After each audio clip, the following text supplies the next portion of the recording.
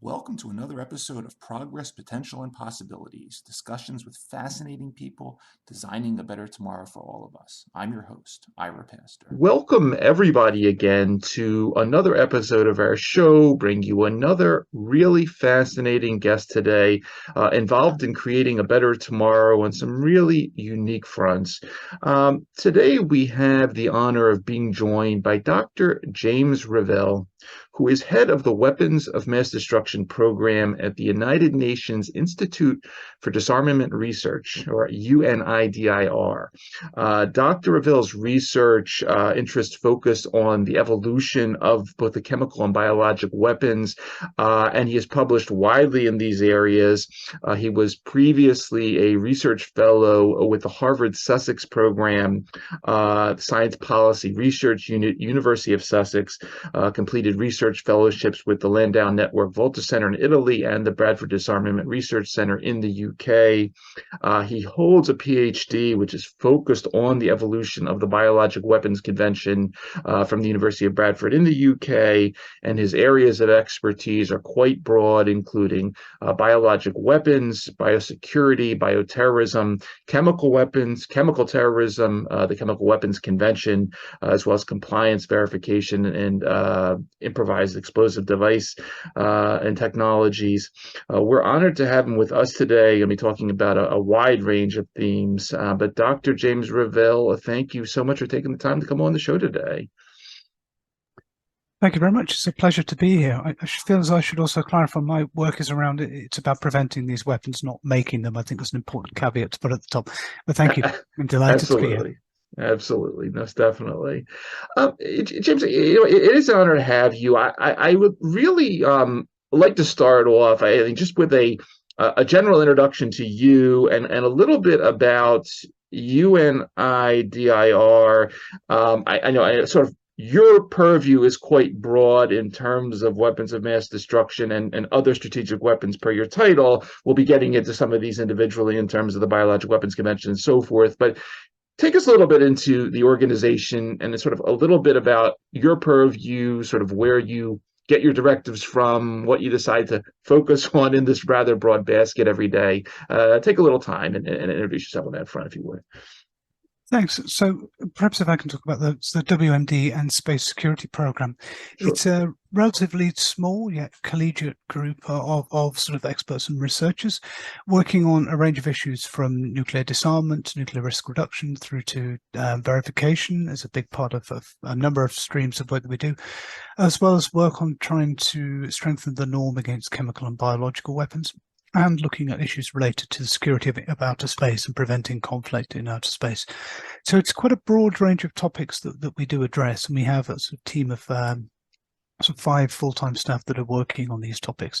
My job really is kind of, in many ways, administrating a lot of these things, but also it's quite a rich and sort of exciting role to be in, because you get to delve into lots of these different areas, excuse me, and you can see interlinkages across them. There are shared challenges and shared opportunities potentially to build and strengthen governance of outer space, governance of dual-use chemistry and biology, as well as trying to sort of address with those more thorny issues of strategic nuclear weapons, which is a real challenge at the moment.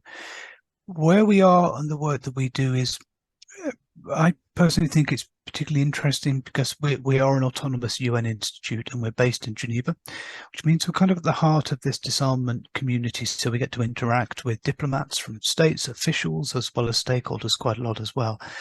And that is it's a really exciting space to be in. At the same time, it often comes with some stress, because you have to make sure that the work we do is balanced. So we sometimes have to bite my tongue at some things and just accept some points which perhaps I wouldn't personally agree with. But it does make for a really rich and interesting discussion. So it's a good place to be. And say the small collegiate team that we work together with really do make it it's a good place to be. Nice. Yeah, I mean, in terms of myself, I sort of grew up in Derbyshire in the Midlands, in the UK. I sort of went to Leeds Met University for my undergraduate degree and didn't really have a plan as to what I wanted to do. So I did various sort of jobs, teaching English language and working in bars and chefing and things like that, which I tend to refer to as character building type experiences, i.e. they're often really quite hard work and not well paid. But yeah, all those sort of things. And then it was only really kind of where I found what I want to do was when I kind of joined Bradford University's Department of Peace Studies, as it was then. And there I did a master's in international security, and the course was great. But I think what made it particularly special and is intriguing is to have this real mix of young and old people from a range of disciplines. So we'd have people working as police officers, military, ICRC, Red Cross folks, as well as a sort of bunch of hippies as well. And it's this really great melting pot, both sort of socially and intellectually, I should say, which kind of from that sort of made a number of friends who I've continued to have very good relations with. But it's also really where I started to get into the topic of biological weapons after I did my master's dissertation on this, and then was given the opportunity to continue this topic as a sort of PhD with Malcolm Dando, who's kind of one of the senior figures, professors at Doyen in the field, really. And he sort of gave me these opportunities, and then not only sort of come and do your PhD, but go off to this meeting and go to Geneva and talk about this topic, or go and do these things, which was really quite exciting, still is in many ways, to be able to go and talk to people about these topics. I think looking back a little bit, it was also quite stressful. I remember the first time I did a presentation to the UN, I essentially hid behind the computer and just pressed my slides through and went at rapid speed until somebody came over and said, you need to slow down, the interpreters can't keep up. So okay, you start to realize some of these things. It's sort of those opportunities and the chance to be able to meet this diverse range of people working on biological disarmament and a range of related issues, including people at Bradford.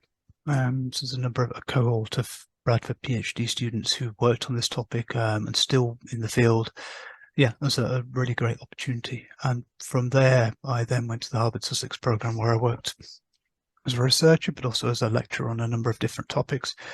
But there I had the sort of privilege of being able to work with the late and very great Julian Perry Robinson, who really is the expert in the field of chemical biological warfare, as well as colleagues like Katrina McLeish and these sort of people who have mentored me and guided me through these processes as well. So that was a great experience as well. Yeah. Outstanding.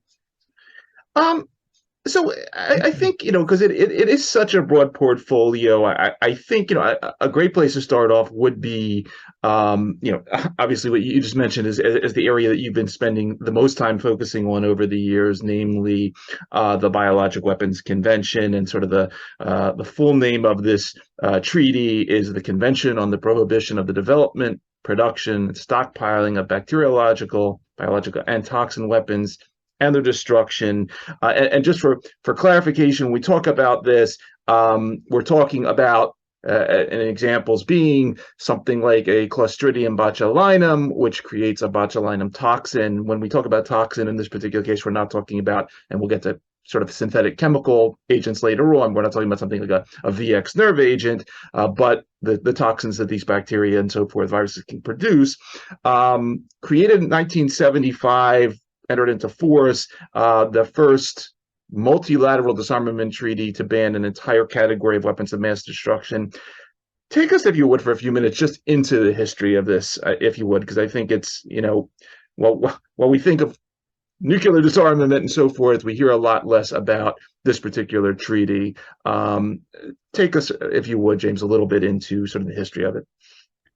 Yeah, so Arguably, there's been a sort of long-standing taboo around the hostile exploitation of disease as a weapon in war. And there are a number of examples you can sort of go through history and pick out these various points, and colleagues have indeed done that, pointing to statements of eminent individuals from antiquity, or through to once you start to get more Westphalian state-based structure, you can start to see that you have the more traditional sort of legal agreements that we're more familiar with today. So it's not necessarily a new thing, this aversion to the use of infectious properties of agents as weapons. But it was only really sort of in the last century where you start to see this building momentum, firstly through the 1925 Geneva Protocol, which was largely focused on asphyxiating gases, but also include provisions for dealing with bacteriological weapons, which kind of reflect the understanding of the time around biology and how that worked. And then there was an attempt to try and build on this a little bit more, but this rather crumbled with the Second World War. And it wasn't until kind of the 1960s where we're in this Cold War scenario, and concerns are increasingly become heightened around the potential of biological weapons and their development and production. When sort of 1965 onwards, you start to see much more significant focused negotiations on how we could actually build an instrument to strengthen the Geneva Protocol, but also reinforce that long-standing taboo, the norm against the use of these sorts of weapons, if you will. So in 1972, so the BWC actually coming into being. It is a fairly short treaty. It fits comfortably onto 3 pages. It has the operational provisions are fairly limited. So unlike a number of bilateral arms control agreements or the NPT through the work of the IAEA, there's no verification mechanism for it. And that was a decision taken at the time because many felt it would be too difficult to achieve at the time, and perhaps was not the priority in the late 60s, early 70s. So we have this treaty which very much embodies a norm, which I think is still widely adhered to, and you've got 184 states parties now have signed up and agreed to this treaty. One of the challenges that we've had recently, though, well, it's not recently, it's over the last sort of 30 years, is that lack of verification has become more problematic, particularly as we see science and technology, the life sciences, biology, biotechnology in particular.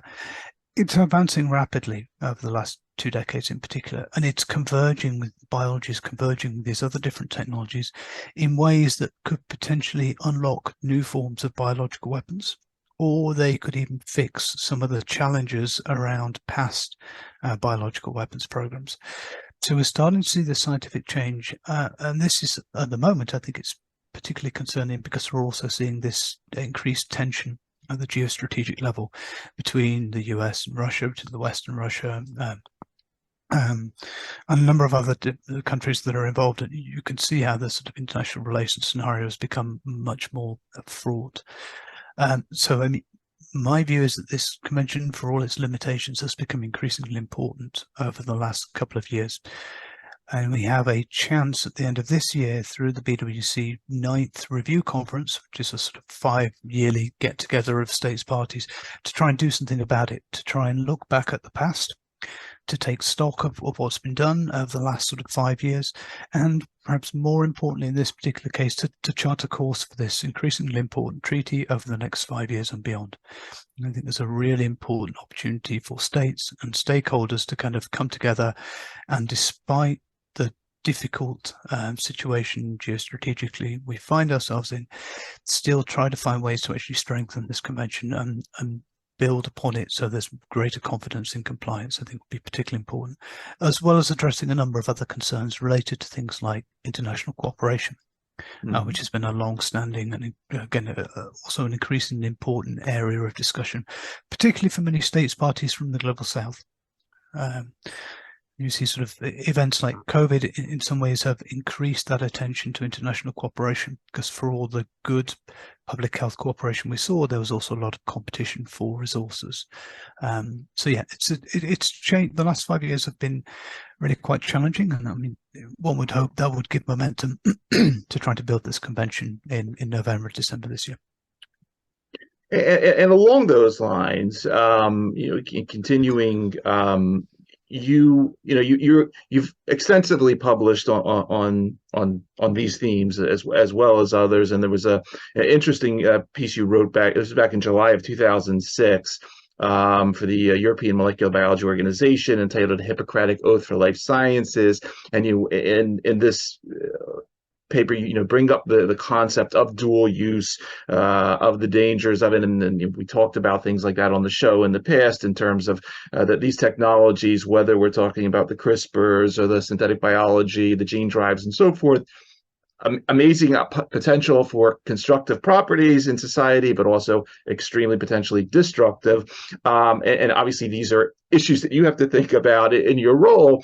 And then you also, quite recently, this was in a piece from the organization entitled "Options for Article X," and Article 10, Roman numeral X, of the Biologic Weapon Convention, where you talk about this, the component of the convention that mentions states' rights to peaceful purposes for both these agents and toxins. Reconcile all this, if you would. I mean, because obviously it's such a critical piece. We hear everything about dual use nowadays. What do you think about in terms of dual use when you're thinking about the continual evolution of specifically this article within the treaty? Yeah, so I mean, the first paper, I mean, the idea of a Hippocratic Oath, it's something which has been almost not because of the work we've done necessarily, but it's something where there's ongoing interest in trying to engage, reach out to stakeholders working on dual use issues, and try and make them more aware of some of the concerns of the security community, and to trying to bring them in as part of the solution, not as be seen as part of the problem. I think this has become much more important over the last couple of decades because we've seen such a significant increase in the number of actors that are researching biotechnology, who are publishing on this topic, as well as the number of institutions, the number of patents. And we actually have some data more recently, which really does show we're talking orders of magnitude increase in each of these areas. The logic behind this also suggests that you can't kind of deal with this challenge of managing dual use just by states alone. So you can't deal with this just at the international level. You kind of need to have this linkage between what's going on at the international level and then what's going on at the institutional and even the individual level of researchers. Because so much has changed. These sort of old approaches don't seem to fit. So I think that's led to a lot of work on trying to engage, reach out to people. The 2006 paper you referred to, excuse me, really was in response to attention in 2005 in the BWC on codes of conduct for life scientists. How could you adopt them, develop them? What could they do? And that was really a sort of not first, but it was an early discussion into this sort of stakeholder engagement process and trying to raise awareness and work with scientists. I mean, the Hippocratic Oath bit, to be quite frank, really sort of came out of my government at the time as a medical student, and I used to spend a lot of time hanging out with medics, and I'd ask questions. How do you feel about the Hippocratic Oath? So it's not.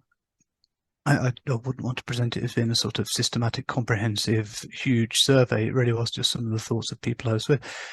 But it was interesting because they point to how Hippocratic Oath was powerful, not just because of what was written there, but because you're making a promise in front of your close family at your graduation ceremony. It's a big day. Yeah. And to make that commitment there kind of felt special to some of the people I spoke with. So I think that's where the idea came from. There's been a lot of work on codes of conduct before that and subsequently, as well as work on education. So trying to engage with life science students as well, excuse me, on these sorts of topics. And I think it's often under-remarked and underappreciated just how much has been done in various countries around the world.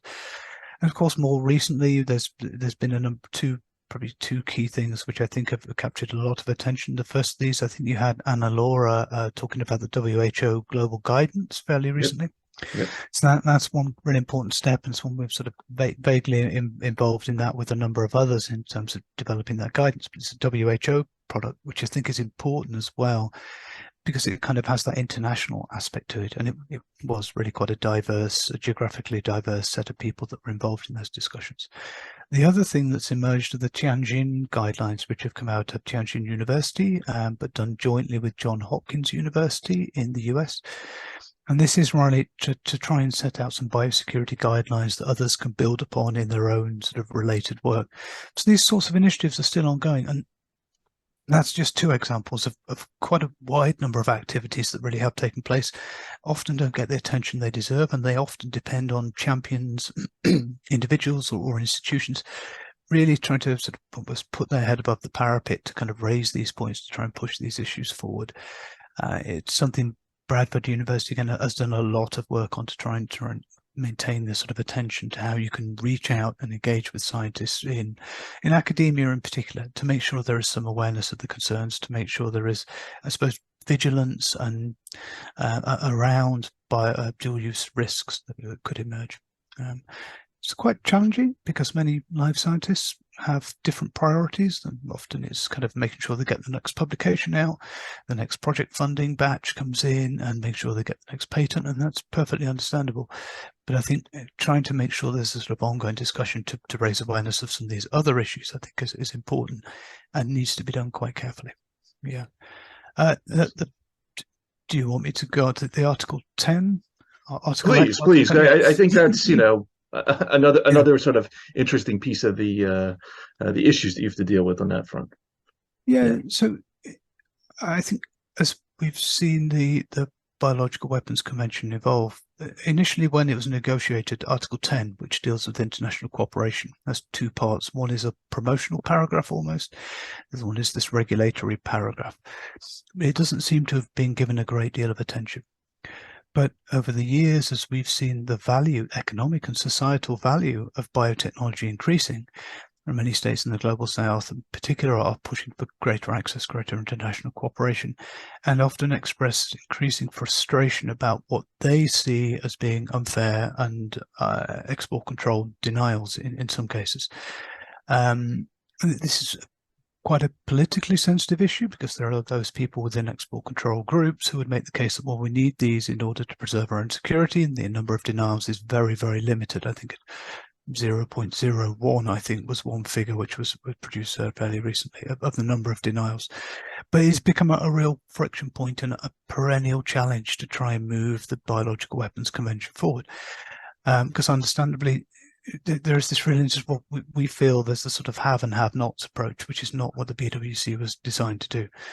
So it's politically challenging. And the Article 10 paper was really an attempt to kind of build on some existing ideas, but also to say, well, okay, what do you think should be done? And just find this sort of geographically representative set of individuals and say, well, you have some experience in the BWC, you followed these issues, you're not sort of as tightly constrained in government now. What do you think should happen? And really, it's an attempt to try and have this sort of series of short essays on ideas and bring these together with the hope that it could stimulate some thinking. And also kind of, it sometimes feels like with Article 10 that it doesn't get the attention I think it perhaps warrants. Mm-hmm. But it has been, it will be a prerequisite for success. Something on Article 10, I think, will be a prerequisite for success at the review conference. Mm-hmm. It was a challenge in the past 3 review conferences that I've been involved in. So I think it's trying to give some attention and prominence to that as well, because it's sometimes easier, I think, for some people focused on security things just to forget about these, but it's important to many, so you can't really do that. Yeah, that was the background to that. Excellent. James, moving from biological to chemical, and again, I think most of the public, when we say chemical warfare agents or chemical terrorism, what have you, think about things like a VX nerve agent. And just recently in the news there was a sort of announcement of sort of the destruction of this nasty material that's going on here in the United States in Kentucky and at the Bluegrass Army Depot. But in 2015, you wrote this paper, "What Counts as Hostile Use of Chemicals?" And again, you're pointing out, we normally think of sort of these major chemical weapon agents, but you talk about other things in this paper, namely just the deliberate use of acids and alkalis in terms of acid violence and acid attacks. Talk a little bit this, because here you talk about sort of shaping sort of how we think about chemical weapons in general, why we think about certain groups and we ignore others. And then this other question came to mind, and we can address this sort of separately because I know the United Nations has its Office on Drugs and Crime, but I was just wondering if, with sort of, let's say, the opioid crisis nowadays, specifically in the area of something like fentanyl, which, okay, we don't think of as sort of a chemical warfare agent, but somebody posited on a show. I was watching something a couple of weeks ago about, this is a poisoning event. Obviously, there's an opioid crisis we have, but with this fentanyl issue, this is a sort of a poisoning of people event. I was just wondering, like, how often do sort of new chemical agents classified in the sense of a chemical weapon get put on your list, let's say, as opposed to something that may reside in another area of UN responsibility? And I'll leave you with that multi-part question. Yeah, I mean, first of all, I don't think my list is particularly important in the discussion, and the paper really was supposed to try and provoke that. That's the sort of points you raised. Me, what do we mean by a chemical weapon or a chemical attack? I think the Chemical Weapons Convention itself is kind of designed to deal with large quantities of strategic sort of chemical weapons. First and foremost, it's not exclusively for that, but the verification regime and the design, and it seems many of the assumptions around chemical warfare when that was being negotiated over sort of 20 years were really around that sort of Cold War thinking of chemical weapons of mass destruction. And I think that's perfectly reasonable. I'm not saying there's anything wrong with that. I think it's important, and in many ways it's really useful that we have that convention to kind of prevent those sorts of weapons. I think what we were trying to do, and this is not written in a UNIDIR capacity in any way, this is sort of before joining UNIDIR, so perhaps a slightly more cheekier version of myself was really just trying to get at some of these questions. Well, we have this definition of chemical weapons, which is kind of based on the chemical action upon life processes. Well, what does that mean? It sounds very sciencey, but what does it actually? And then you start looking at some of these things that are potentially on the peripheries of the Chemical Weapons Convention. And this again is something which we used to discuss with colleagues in the Harvard Sussex Program, but in many ways, Julie kind of set me off in this line of thinking. But as you mentioned, fentanyl is one example, but also things like white phosphorus. So things which perhaps have a different effect, or malodorants, so stink bombs taken to another level. And there's past cases of malodorant weapons being used by terrorists, and also efforts by states to try and use malodorants as well. So, but where do you draw the line? And I think the point behind what we were trying to do really was say, well, there is this whole lot of things which can actually be pretty awful in terms of the effect they can have. One wonders whether perhaps the people that are on the receiving end of acid violence don't necessarily always have a voice all the time. So it was really to draw a bit of attention to that. It's not really to take a pop at the Chemical Weapons Convention, but just to sort of stimulate some thinking around that. Yep. I say those definitions in the Chemical Weapons Convention is really sort of is a valuable tool to be able to address what is a significant problem, and increasingly potentially quite a difficult problem, seeing the polarization in the Chemical Weapons Convention that we see at the moment. It's not really to criticize that, but just say, well, what about these other things as well? So yeah, it's a slightly provocative, not provocative, but yeah, just sort of bring in some thinking around some of those issues as well. Talk about the 2019 UNIDIR report that you were involved in, entitled Missing Links, Understanding Sex and Gender-Related Impacts of Chemical and Biologic Weapons, and why you specifically wrote this one. Yeah, I sort of joined UNIDIR, and then you get open and sort of exposure to these different perspectives from different angles. And in the Missing Links paper, it's a chance to work with my colleague, Renata Hesman-Delacroix, who leads the Gender and Disarmament Program here. And her work kind of looks at participation in arms control disarmament agreements, so making sure there is sort of equality in participation between men and women, but it's also trying to look at the gender consequences of weapons use, among other things.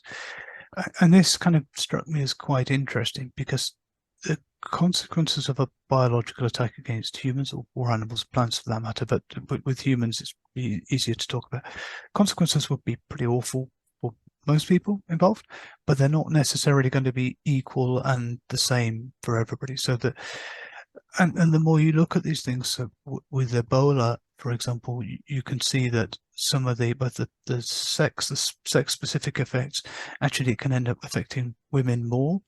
But then the gender, those cultural factors mean there's potentially much greater risk of exposure to biological agents.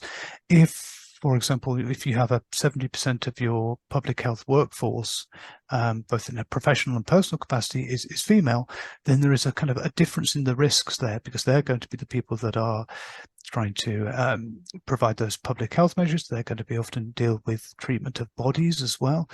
And this kind of unlocks all sorts of different ways of thinking about things. And there's some really good examples of how particular policies which have been implemented top down, for good reasons and well intended, can actually put women in a difficult situation. So to give you an example, if you have a policy for the disposal of bodies in a certain way, but that's counter to the cultural expectations of how women should be involved in the washing of bodies prior to burial, then there are cases where they're forced to make a choice between, do they break the law or do they risk being seen as a sort of a bad wife, bad mother, bad daughter. The sort of how do you balance that sort of thing? So there are a number of points in there which we kind of touch upon. One is what are the implications of public health responses to any sort of biological weapons attack? And we draw, to be very clear, I'm not suggesting Ebola was a biological weapon, Sure. but we kind of take these proxy indicators to say, well, this happens when you have a natural disease outbreak like Ebola.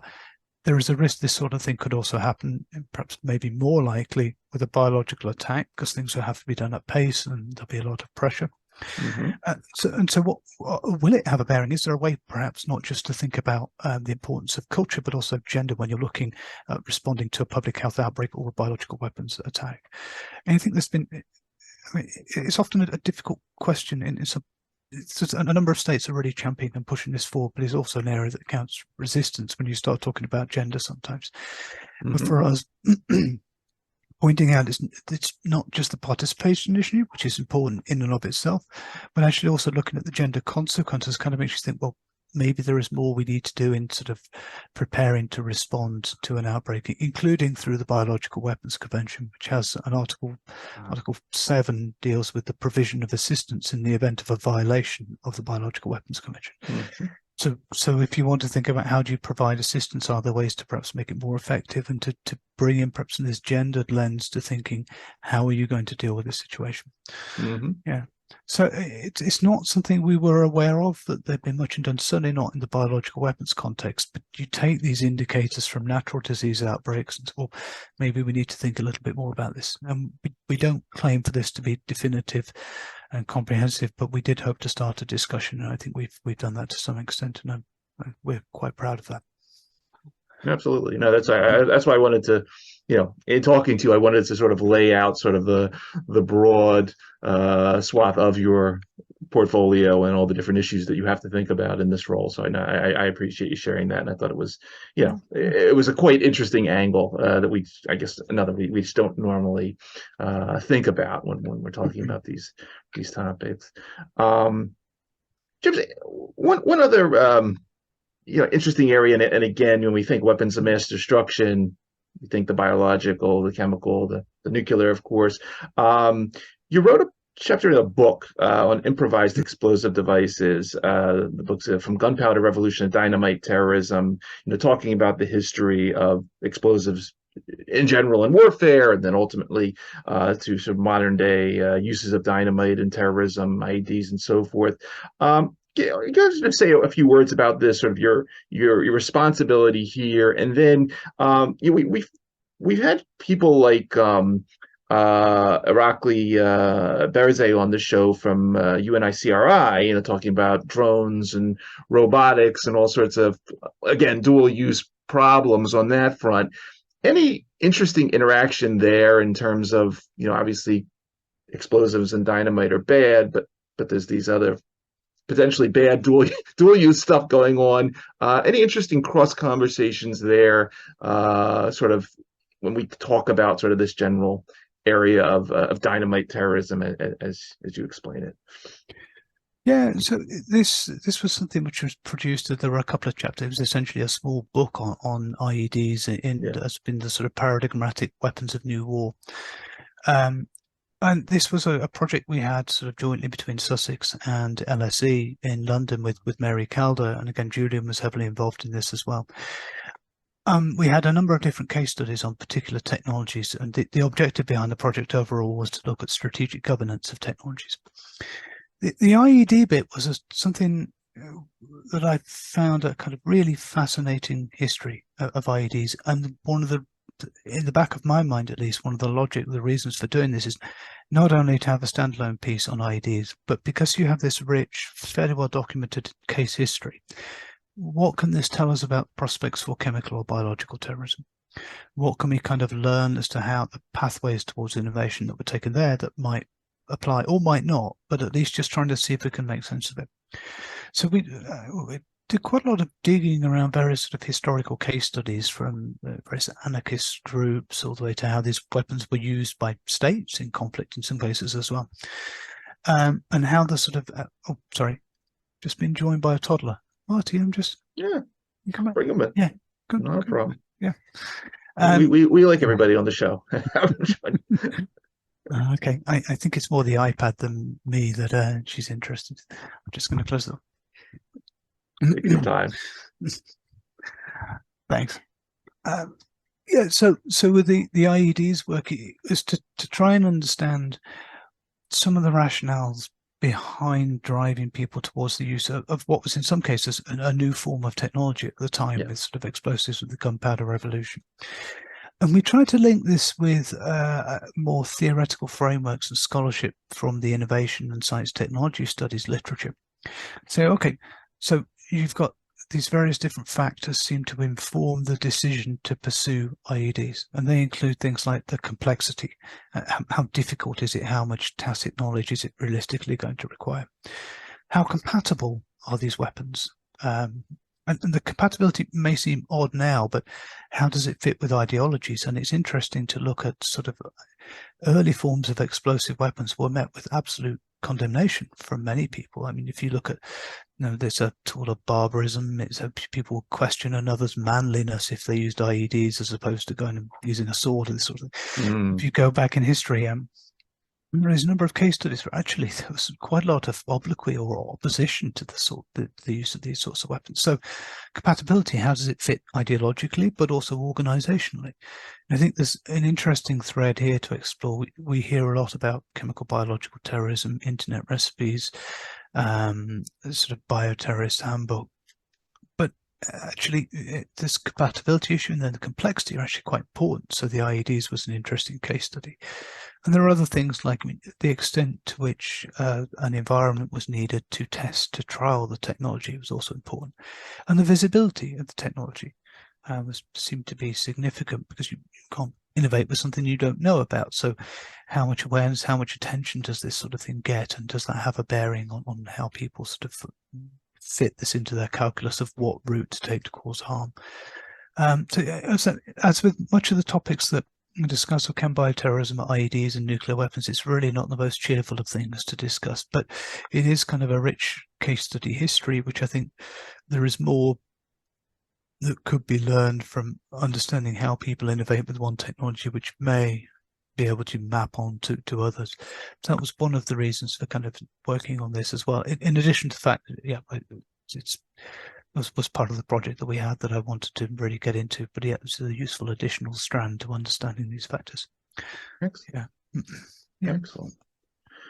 James, what I neglected at the beginning of the show to mention your responsibility in terms of looking at things up there in space, but what types of stuff are you studying in terms of space? Hypersonics, directed energy. These are some of the we've talked about some of these tools on the show in different areas of defense and national security, but any interesting sort of themes that you're writing about, being asked to research, anything else you can talk about on that front, and sort of what what terrorism even means? What are the problems that we should be thinking about in terms of what's happening a few hundred miles up that way? Yeah, I mean, space is it's a fascinating topic, and it's one of these areas which is becoming increasingly important. It's in part because, as with many of these issues, you see technological change, but also technological diffusion, Right. which means that you have more actors who are capable of doing more things in space. And on top of that, we can see that space is, because of commercial drivers, because of interest, and for the right reasons. I mean, it's good to have this interest. It's just becoming a much more congested and busy environment. So you have various satellite launches, including by private satellite commercial companies who are involved in this as well. So it's a busy, increasingly busy place. And I think one of the challenges is that it becomes more busy as it becomes more economically important, and as it becomes increasingly of strategic value in and of itself, then there is a potential risk for greater conflict in space, or greater conflict with space systems which are ground-based, or those bits in between, if you will. So it's not a new topic. It's new for me, but it's not a new topic, but it has become much more important of late. And we can see this both in terms of the diversifying range of possible weapons. So most obviously, it's kinetic anti-satellite weapons. Essentially fire a missile and blow up a satellite, and we've seen tests of that recently. But it's not just things that go bang. There are the potential for non-kinetic anti-satellite technologies, so using cyber or electronic spoofing or jamming, or attacking ground stations. There's various ways you can divide this up, but it's a big challenge with a range of issues. I think there's another point here, is that we don't really have advanced governance systems to deal with outer space challenges as well. There's the Outer Space Treaty, which I think is 1967, but in many ways there's been this sort of states is kind of stuck in terms of divisions and how to advance this. So some would like to go for a legally binding process.